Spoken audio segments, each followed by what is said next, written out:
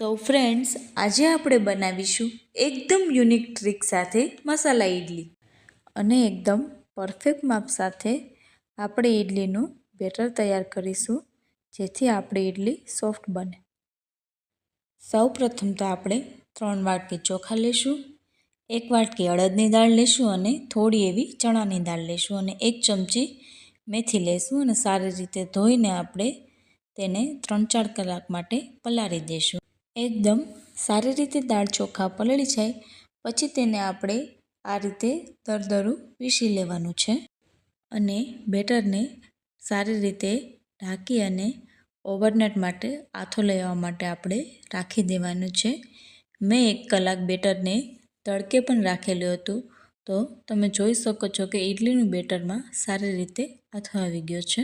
પછી આપણે બટેકાનું સ્ટફ બનાવવાનું છે, તો તેના માટે લેશું ટોપરાનું છીણ, લીલા ધાણા, ડુંગળી, દાળિયા, લસણ, આદુ અને મરચાં. તેને સારી રીતે આપણે પીસી લેશું અને તે પેસ્ટને આપણે બાફેલા બટેકામાં એડ કરીશું.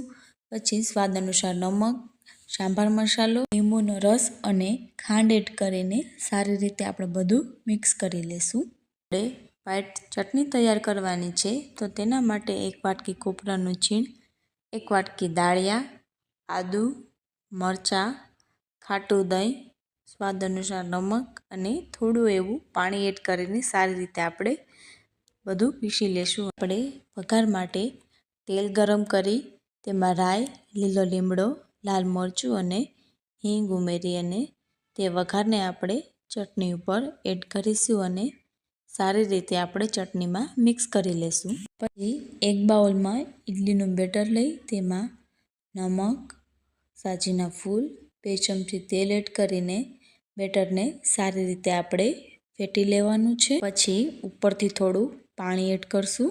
પછી આપણે ઇડલીની પ્લેટમાં ઓઇલ લગાવીને આપણે સૌપ્રથમ તો થોડું બેટર નાખીશું. પછી એના ઉપર આપણે જે તૈયાર કરેલું બટેકાનું સ્ટફિંગ છે તે એડ કરીશું અને ત્યારબાદ ફરીથી આપણે તેના ઉપર બેટર એડ કરીશું. આપણે ઇડલીને ફક્ત 7થી 8 મિનિટ માટે સ્ટીમ થવા દઈશું ને ત્યાર પછી તમે જોઈ શકો છો આપણી ઇડલી સરસ રીતે ચડી ગઈ છે. તો જોતાં જ ખાવાનું મન થઈ જાય તેવી એકદમ ટેસ્ટી અને એકદમ સોફ્ટ એવી આપણી મસાલા ઇડલી રેડી છે. તો ફ્રેન્ડ્સ, તમે એકવાર જરૂરથી ટ્રાય કરજો. Thank you.